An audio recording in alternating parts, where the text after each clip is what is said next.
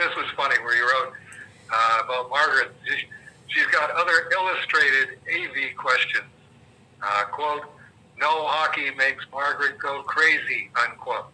Instead of going to see the Bruins, she's organizing her Cerebus collection. Well, if you're asking me personally, that's a much better use of Margaret's time. Well, what happened is she's posting all this stuff in the Cerebus Facebook group because she's going through the collection. And one of them was going through the collection part 1975. And she's like, hey, Ron, can you ask Dave? And I'm going, you sure want a lot. And she's like, well, I can't go to hockey. I'm going to go through the collection, and I'm going to have questions. And I'm like, well, yeah, I can't argue the point. No. You could try, but it's not going to get you anywhere. She calls you Ron? Where does the Ron come from? Okay. The secret origin of Ron Essler is... This is one of those stories. It's kind of like your box story. It's got a little bit of backstory to it, so I'll make it quick. Years ago, when I was living at my mom's house because I was a kid, growing up, there was a liquor store next door, and the liquor store went out of business. And then the Society of St. Vincent de Paul bought it and turned it into their store. And the way it worked is the delivery entrance to the liquor store was now their drop-off, where you could drop stuff off that you're donating to the Society of St. Vinny. And living next door, I'd get off the bus and I'd have to walk past. And one day I walked past and there was this table, and it's like the kind of desk table that they have in kindergarten. It's maybe 3 foot by 2 feet. Just a little rectangular table. And I'm like, that it looked like a really, really skeevy 70s bachelor apartment coffee table is the best way I can describe it. And that's immediately what I went. I'm like, I can put this up in the clubhouse I have in the attic where I hang out with my friends, and we'll have a little table that we can use. So we're kind of into skeevy. Well, to be fair, my attic had 1970s wood paneling up in it, so it totally fit the decor of the room. Totally. So I bought it for $1.50, brought it up in the attic, and my friends and I are hanging out, and we're just goofing around. And for some reason, I was laying on the floor, and written on the bottom of the table was a bunch, there's scribbles from a little kid and stuff. And this kid, Ron Essler, had written his name twice. And so we're goofing around, drawing on the bottom of the table, because it's my table, I paid for it, I can do whatever I want with it. And one of my friends write, Ron Essler, and they wrote, is a giant dork. And on the other Ron Essler, before they could do, whatever they were going to put, I put Ron Essler is a fine, upstanding American citizen who is gay. If you'd like to hook up with Ron and you're gay, please leave your name and number and put a bunch of lines. And then, of course, my friends started writing guys that, guys we don't like that we think are gay, we're writing their names. And I completely forgot about it. It's one of those, we did it and okay, whatever. Well, years later, I was playing this computer game on my tablet, and it was a really stupid game, but it was one of those, it was the beginning of tablet games where, you're not going to win this, there's no goal to it, it's kind of, the best example is Farmville. You make a digital farm, and you're playing this game where you have a farm, and you have animals, and you have to rescue the animals from disasters and yada. And you can't win the game. You're going to play this till you die, until you get a life, one or the other.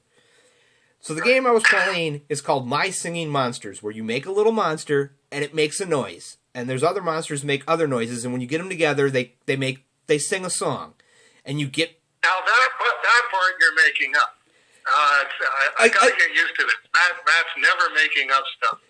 It sounds stupid, and the game itself, it was one of these, I don't even know why I downloaded it, but I started playing it, and I'm like, okay, the monsters are kind of cute. I think Janice was old enough that I was letting her look at it, and she thought it was neat. So I'm playing this game, and there's a Facebook button, and part of the game is, once a day, you can get a diamond, and you use the diamonds to speed stuff up, and the more diamonds you have, the better, but you can only get one a day, so if you use it, you gotta wait 24 hours. Well, there's a Facebook button, and if you press the button, you get another diamond. And I'm like, I want a free diamond, so I press the button, and it's share on Facebook that you're playing this stupid game. Well, I didn't have a Facebook account. And I'm like, all right, okay, I'm not going to do this. Well, it locked the game up, and you couldn't do anything in the game until you registered your Facebook account. And I was so mad because years earlier I had tried to make a Facebook for Janice had a stuffed zebra that the way that they made it, it had very angry eyebrows, and I called him Henry the Pissed Off Zebra, and I wanted to make him a Facebook page because I thought it was funny, and Facebook told me that the name Henry Zebra seemed made up, and they weren't going to let me make a Facebook page. And that Mark Zuckerberg, he's just such a killjoy. Yeah, so I ended up making one for myself and getting annoyed and sending them a very nasty, very profane letter saying, please delete my account because I effing hate you type thing. So I'm stuck having to make a Facebook account, and I'm like, I need a name. I'm not using my name. I'm like, Ron Essler. He's a fine, upstanding American citizen. Who's gay? Well, so I make the profile, and it's describe yourself, so that people can find you. And I put Ron Essler is a fine, upstanding American citizen who's on Facebook. And it was a secret. Like, if you knew me and you knew about Ron, you could send me a request and I would accept it. And I kept it on the download. No pictures of me. Like, my first profile picture was the picture Stephen King used on the Richard Bachman books.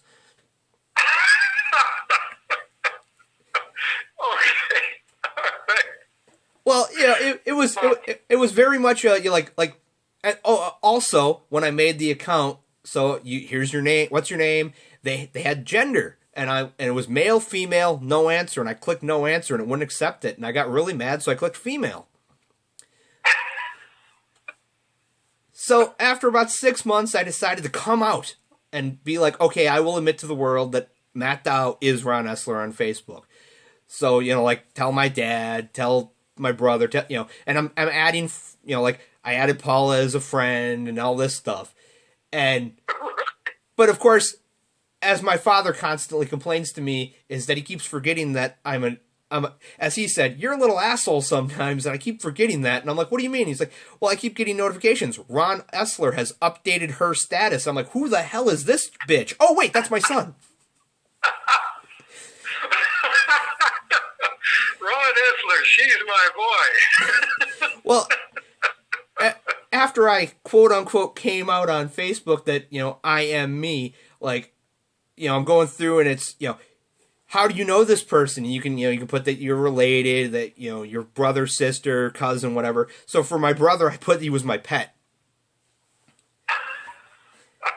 because this is what I'm doing. So when I joined the Cerebus Facebook group, it was one of these Margaret.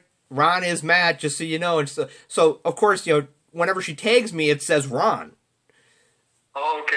And I have to, usually if I'm quoting from Facebook, I change it to my name or else I just delete the Ron part. But yeah, that's because everybody always goes, well, what's with Ron Essler? I'm like, well, you have to ask me on Facebook or I won't tell you. And they're like, why not? And I'm like, because it's a really funny story, but I'm only going to tell it once.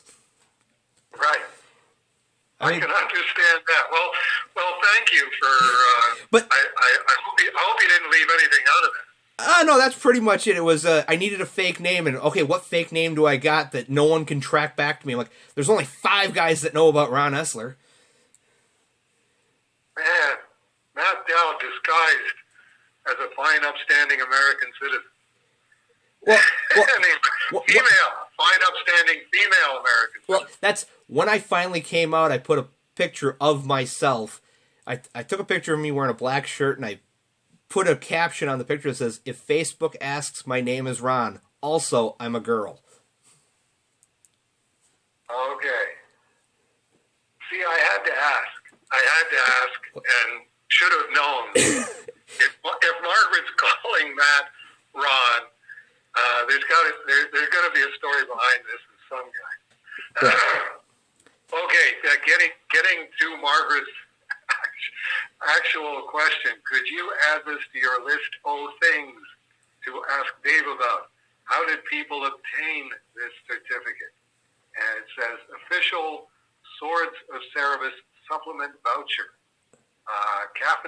Company name with a colon. I purchased a copy of Swords of Cerebus number 6. You owe me a copy of the Swords of Cerebus supplement. I understand that the supplement is free and contains issue 25 of Cerebus. The supplement is due to arrive at your store in early December, and I can present this voucher for my copy. I think what happened with that was we had a number of distributors at the time. There was more than just Diamond Comics distributors at the time of Swords Volume 6. And we notified them that this was going to be happening. And as far as I know,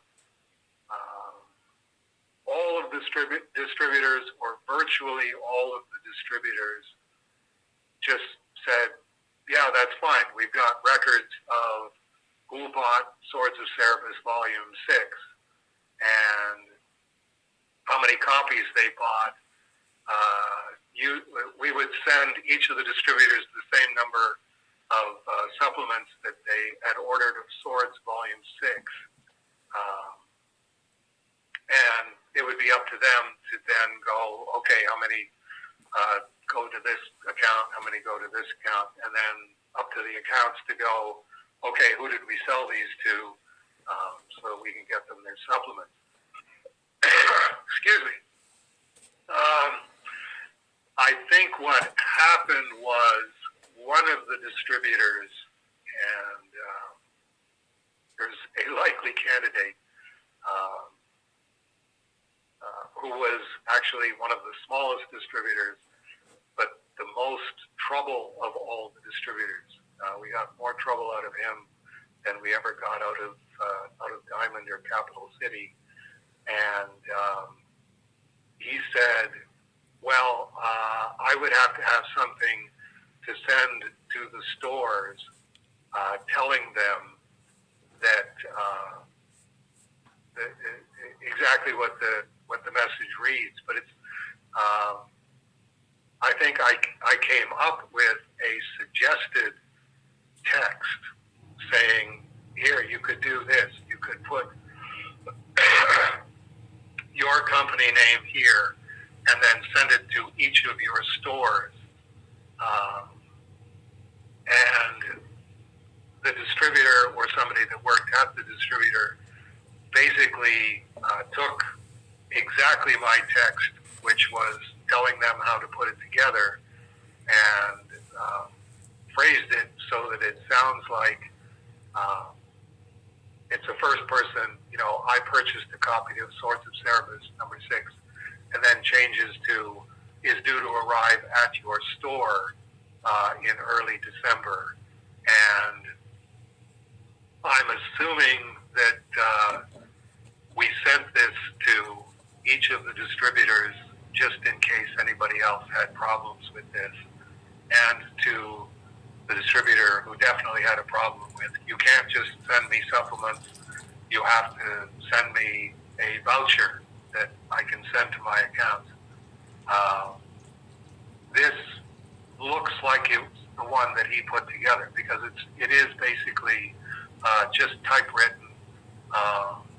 The Cerebus looks as if it was just photocopied out of the book, and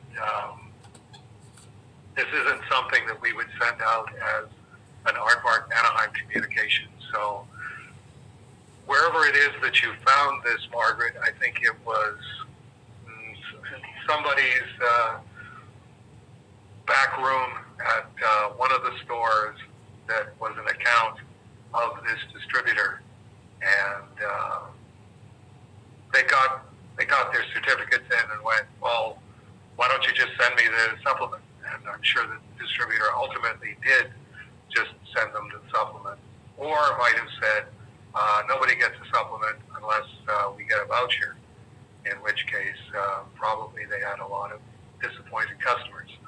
But that's the best I could do on explaining that one, is I think it's an artifact of the time period when there were at least half a dozen direct market distributors, and all of them tended to function in different ways. They had different different things that the other distributors just, it was water off a duck's back, and for them it was, no, we insist that you have to do this. And the easiest way to deal with that was whatever any distributor wanted, we will work with them on it in order to keep everything running smoothly.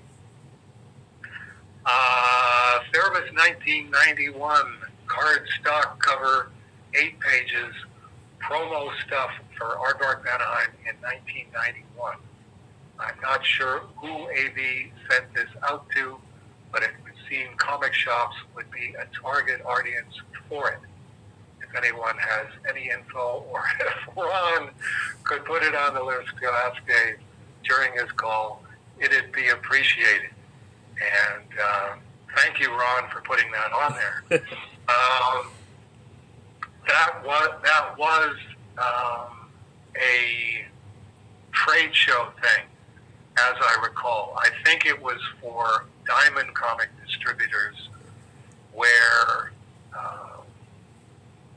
part of the Diamond trade show was you got, the retailers came to the trade show and each of them got a bag with whatever the publishers wanted to give to each retailer. And didn't really have anything to give the retailers. 1991 was, well, okay, this is what we're going to be publishing. I think it had whatever the latest trade paperback was, whatever. Margaret posted the whole thing. It's one page. It's a double-page spread of the first volume, Church and State 1, High Society, and maybe Church and State 2. And then there was 2 individual pages. One of them was about the fact that the book, this is the independent comic that's on racks this month and has been on racks for however many months and will still be on racks for the next year. Well, that sounds like me going, I don't know what else to tell you about this. It's a 300-issue storyline. It's started in 1977. This is 1991. We're going to 2004. I can just keep saying that over and over. Yeah, it was basically, here's what you probably want to order if you have no idea what Cerebus is. But it was one of those,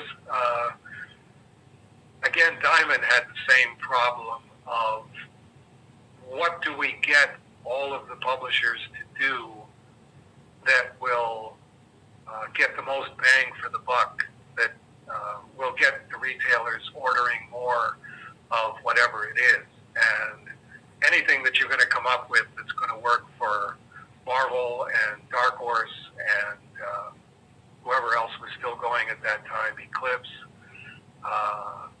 whatever they're going to say, hey, we'll give this to the retailers and this will really goose up sales, wasn't going to work with Cerebus and wasn't going to work for Aardvark Anaheim. I mean, what you're looking at there is basically the equivalent of the solicitation that we did for number 299, that it's a great jumping on point for new readers. It's only one more issue to go. I've been trying to explain this since 1977. Nobody gets it. Whatever. I think we've still got a box of those 1991s around here somewhere where it was, well, okay, as long as we're printing up enough for Diamond, and Diamond would tell you this is how many retailers are going to show up, so this is how many that you have to print, and you have to ship them by such and such a date. I think in this case it was, I wouldn't ordinarily have done it because I wasn't going to the trade shows after having a certain amount of experience with trade shows, or I wasn't geared up to the self-publishing promo that we did for the trade shows in 1993, it was still just Cerebus. But I think, unless I'm misremembering, that year Diamond was doing a trade show in Toronto. So it was, well, okay, we can just print these at Prenny, get them shipped to Kitchener, and we'll drive them down to Toronto and leave them with somebody who's coordinating the Diamond Comics trade show, and they can give them out to whoever they want to give them out. I might be misremembering that, but yeah, it was criticizing myself at the time. I think I could have done more to try and get new retailers excited, but definitely by 1991, it was, you're either a Cerebus store or you're not a Cerebus store. And if you're not a Cerebus store, you might be one of those stores that's happy enough to order Cerebus for their one Cerebus customer, which was better than the people that just went, we don't buy independents. Like, we buy, well, they wouldn't have been buying Image in 1991. It hadn't started yet, but, you know, these are the independents that we buy, and they all have to be superhero kind of things, elementals, and that kind of thing. But no, we didn't send them out. They all went en masse, as far as I know, to wherever Diamond was doing their trade show in 1991, for Diamond to give out